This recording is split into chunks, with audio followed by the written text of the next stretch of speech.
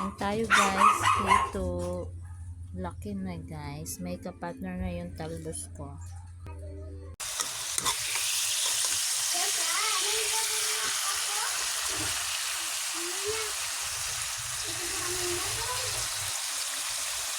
So guys, nagluto ako ng ginisang sitaw tsaka pritong tilapia. Ayan guys. So bagoong naman yung ko, pampalasa no guys. Ayan, sarap ng ulam namin. Healthy food muna tayo ngayon guys kasi balang mga baboy ne guys. Ayan guys, gisang sitaw.